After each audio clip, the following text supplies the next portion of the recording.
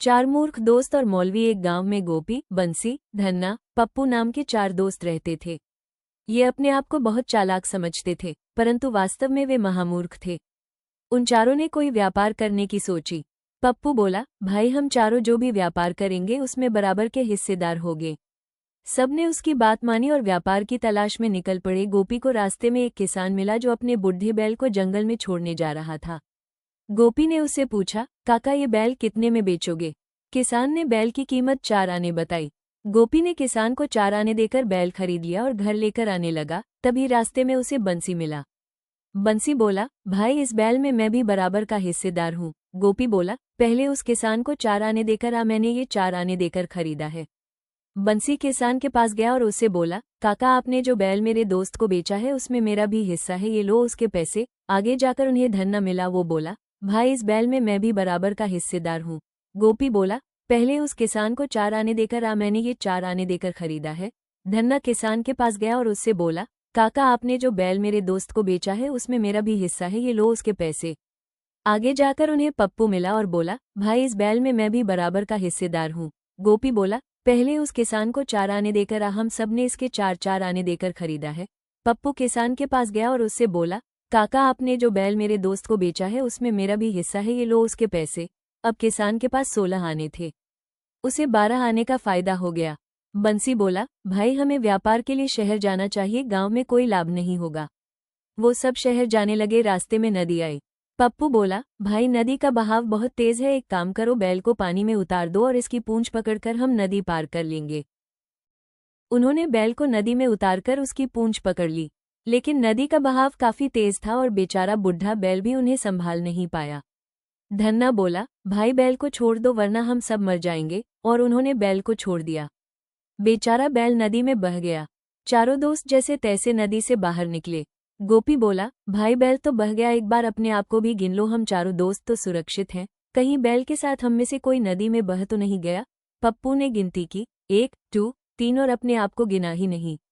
पप्पू बोला, हाँ भाई हम तो 3 ही हैं, हम में से एक दोस्त नहीं है। बंसी बोला, रुक भाई मैं गिनती करता हूँ, 1, 2, 3 और उसने भी अपने आप को नहीं गिना। चारों दोस्त बहुत परेशान हो गए। वहीं पास में एक मौलवी खड़ा ये सब देख रहा था। उसने सोचा, मेरी माँ बीमार है और मेरी शादी भी नहीं हुई है, घर में काम करने वाला कोई नहीं है, अगर मैं इन 4 मूर्खों को अपने घर ले जाऊं तो मुझे मुफ्त के नौकर मिल जाएंगे। मौलवी ने उन चारों से पूछा, क्या बात है भाई, क्यों परेशान हो? गोपी बोला, मौलवी साहब हम 4 दोस्त थे लेकिन अब हम 3 ही है, एक नदी में बह गया है, हम बहुत परेशान हैं। मौलवी बोला, अगर मैं तुम चारों को पूरा कर दूं तो क्या तुम मेरी बात मानोगे? पप्पू बोला, हाँ मौलवी साहब तुम जो कहोगे हम वही करेंगे, तुम बस हम चारों दोस्तों को पूरा कर दो। मौलवी बोला, ठीक है मैं तुम चारों दोस्तों को पूरा कर दूंगा, इसके बदले तुम्हें सारी जिंदगी मेरे घर में नौकर बनकर रहना होगा। वो चारों मान गए। मौलवी ने वहां से एक डंडा उठाया और सबसे पहले पप्पू को मारा और बोला, एक। पप्पू बोला, हाँ मौलवी साहब हाँ, एक। फिर गोपी को मारा और बोला, 2। गोपी बोला, हाँ मौलवी साहब हाँ, 2। फिर धन्ना को मारा और बोला, 3। धन्ना बोला, हाँ मौलवी साहब हाँ, 3। फिर बंसी को मारा और बोला, 4। बंसी बोला, हाँ मौलवी साहब हाँ, 4। वो चारों बहुत खुश हुए। उन मूर्खों को लगा कि मौलवी साहब ने उन चारों दोस्तों को पूरा किया है। शर्त के अनुसार मौलवी उन चारों को अपने घर ले गया। मौलवी ने उन चारों से कहा, यह मेरी माँ है, ये बहुत बीमार रहती है, तुम चारों को इसका ध्यान रखना है और मेरे घर का सारा काम भी तुम्हें ही करना है। अगले दिन काम पर जाने से पहले मौलवी उनसे कहकर गया, ध्यान रहे मेरी माँ को कोई परेशानी ना हो और एक भी मक्खी मेरी माँ के ऊपर नहीं बैठनी चाहिए। पप्पू बोला, आप परेशान ना हो मौलवी साहब, हम बहुत अच्छे से आपकी माँ का ख्याल रखेंगे। मौलवी अपने काम पर चला गया और वो चारों मूर्ख भी घर के काम में लग गए। थोड़ी देर बाद गोपी बोला, भाई हम माँ जी को दवाई देना तो भूल ही गए, चलो पहले माँ जी को दवाई दे देते हैं, उन्हें दवाइयों के बारे में कुछ पता नहीं था। उन्होंने उल्टी सीधी दवाइयाँ मौलवी की माँ को दे दी। फिर बंसी बोला, माँ जी आप चादर ओढ़कर सो जाइए। वो चारों बारी बारी से मौलवी की माँ के ऊपर पंथा करने लगे। पूरा दिन काम करके वो बहुत थक गए थे, इसलिए थोड़ा आराम करने बैठ गए। बंसी बोला, भाई माँ जी के ऊपर बहुत मक्खियाँ बैठी है, अगर मौलवी साहब को पता चला तो वो हमें बहुत मारेंगे। वो चारों बारी बारी से मक्खियों को हटाने लगे, लेकिन मक्खियाँ अभी भी बहुत परेशान कर रही थी। तभी धन्ना बोला, भाई यह मक्खियाँ ऐसे नहीं मानेगी, और वो 4 डंडे उठा कर ले आया और बोला, ये लो भाई, अब जो भी मक्खी माँ जी के ऊपर बैठे उसे मार दो। उन चारों ने वही किया, जहां भी मौलवी की माँ के ऊपर मक्खियाँ बैठी दिखे वही चारों एक साथ वार करते। मक्खियों को तो नहीं मार पाए लेकिन मौलवी की माँ को मार दिया। उन चारों बेवकूफ़ों को लगा कि मौलवी की माँ सो रही है और वो अपना काम करने लगे। शाम को जब मौलवी आया तो उसने उन चारों से पूछा, घर का काम अच्छे से किया कि नहीं? मेरी माँ का ख्याल अच्छे से रखे या नहीं? उन चारों ने कहा, हाँ मौलवी साहब, हमने सारा काम कर दिया और माँ जी को दवाई देकर सुला दिया है, वो आराम से सो रही है। मौलवी ने अपनी माँ को आवाज़ दी लेकिन उसकी माँ नहीं उठी।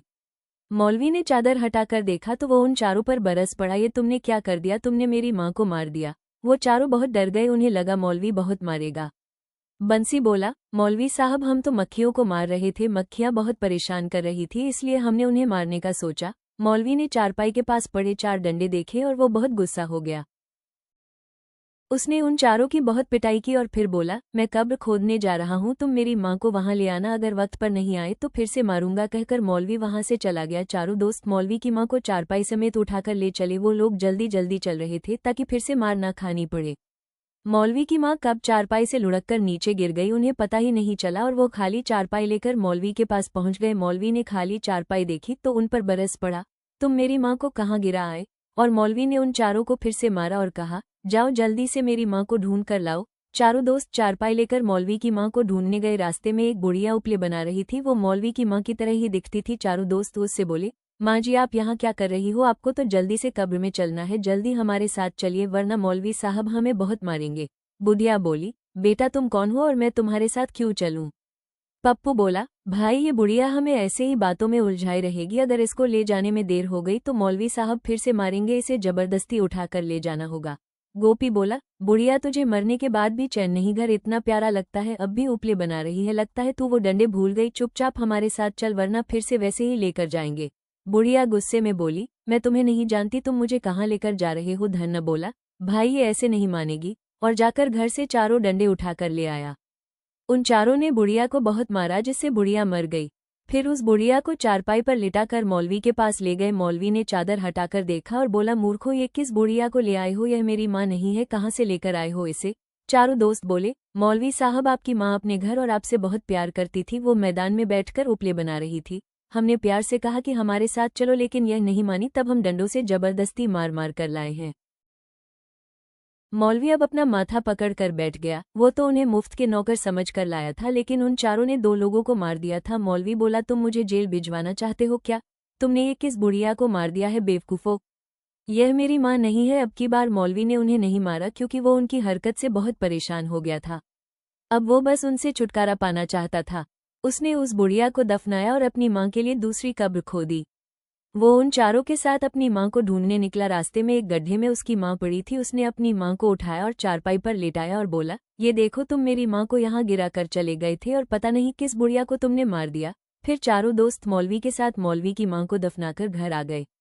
बंसी बोला, अब हम सारा काम बहुत अच्छे से करेंगे मौलवी साहब, आप परेशान ना हो। मौलवी ने उनसे हाथ जोड़ लिए और बोला, कभी भी मुझे दिखाई भी मत देना वरना मैं तुम्हें जान से मार दूंगा, चले जाओ यहाँ से, मैं तो अपना सारा काम खुद ही कर लूंगा, तुम लोग यहाँ से चले जाओ।